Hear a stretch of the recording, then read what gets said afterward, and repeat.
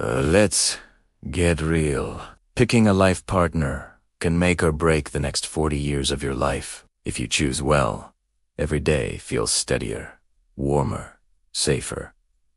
Choose badly, and your peace, your savings, even your sanity get put at risk. It's no wonder first dates can feel like job interviews where feelings are on the line. We obsess over our careers, our cars, and the square footage of our homes. But the person you share a bed and a bank account with, that single decision has the highest return on investment for your happiness. So here at 9 Traps, almost everyone falls into simple ways to step around them. First, choosing a partner just to escape loneliness. We say yes because we're tired of eating alone. We're sick of awkward weekends and those you up. Texts at 1 in the morning. But here is the math. Being lonely while you in a relationship is far worse than being lonely while you alone. If you can truly enjoy your own company for a Saturday night, you'll pick a partner because they add genuine joy to your life, not because they fill the silence. Try this.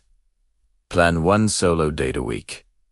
Goto, a movie, a nice dinner, or a museum. Prove to yourself that you are good company. Second is the sunk cost mindset. 3 months, 5 years, 2 decades we stay. Because we've already invested so much time. But time invested isn't the same as future value. A short, bright road is always better than a long, miserable one. People can change, sure, but rarely on your schedule, and never just because you politely ask them to. Ask yourself this question. If this were day 1, knowing everything I know now, would I still choose to start this relationship? Third, the trap of thinking. There must be someone perfect out there. With endless swipes on dating apps, commitment can feel optional. We keep 1 foot in and 1 foot out, always waiting for a flawless human who simply doesn't exist. The real skill isn't finding someone without flaws. It's knowing which flaws you can live with at 6 in the morning on a Tuesday. The rule is simple. Accept their baseline quirks, but avoid the deal breakers, like cruelty, contempt, or an untreated addiction. Number 4 is fleeing from real, healthy love. Sometimes love arrives soft and steady, and our first instinct is to shove it away. If closeness once meant pain in your past, gentleness can feel suspicious. We think, if you see me as lovable, you must be wrong. But that's not true. It means you're healing. Here's a practice. When kindness feels too much, just breathe. Name the feeling, and allow yourself to stay in that moment. Peace is not boredom, it's safety. The 5th trap is drama addiction. A hot and cold dynamic can feel like passion, but it's often just anxiety in disguise. Reliable people text back. They keep their promises. They have hobbies, like gardening. They go to therapy. They might seem boring. Until you realize that calm is incredibly sexy. You need to upgrade your desires. Start chasing consistency, not chaos. Number 6. Defensiveness.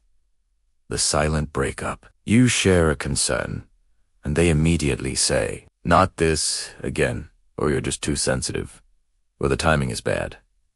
Defensiveness turns tiny cracks into giant canyon walls. The most romantic sentence isn't "I loving you." It's "I hear you." You could be right. Let me think about that. The biggest green flag you can find is curiosity during a conflict. Trap number 7 is underestimating small habits. It's just a little thing, we say, but a pebble in your shoe at mile 1 becomes a bloody heel by mile 10. Minor patterns like consistent lateness, messinensis, or secrecy about money compound like interest, and not the good kind. Run tease to imagine that one annoying habit happening 300 more times.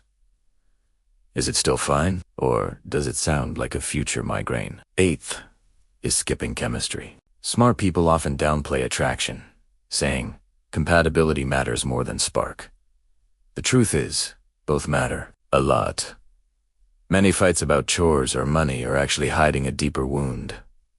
I don't feel wanted because physical intimacy is usually the one thing in a relationship you can't outsource to someone else. Make sure that physical connection is alive and, most importantly, kind. Ask yourselves, do we flirt? Do we laugh? Do we both feel desired? And the ninth trap, perfection hunting. There is no perfect partner.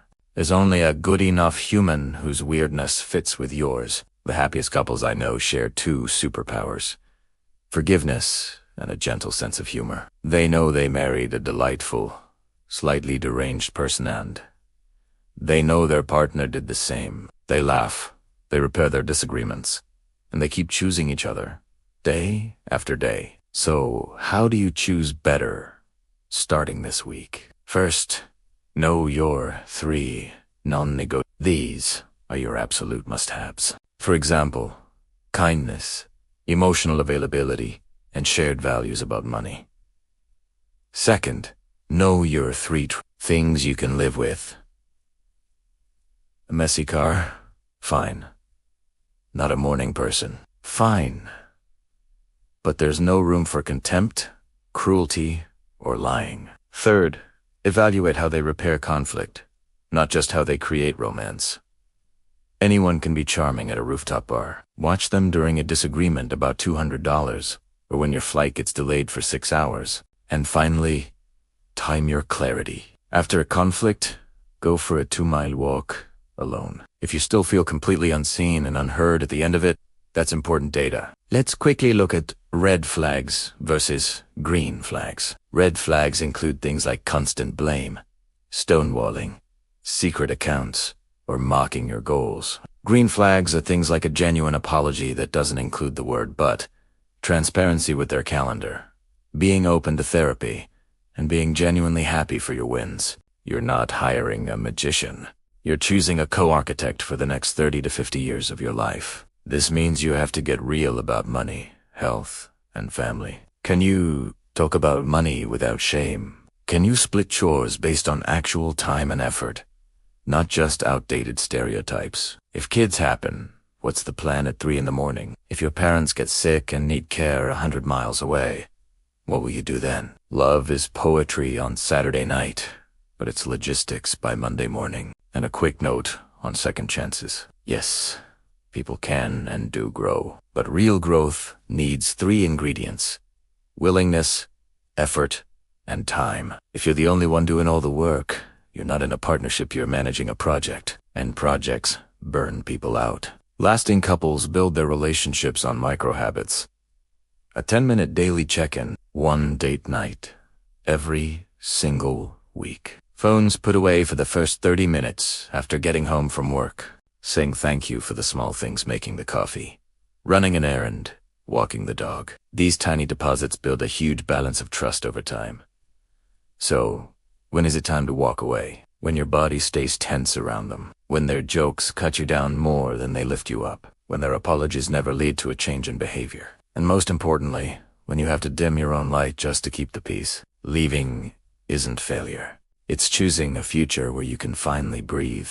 Choosing a partner isn't about luck. It's about knowing yourself well enough to recognize peace when you finally meet it. So pick kindness over fireworks.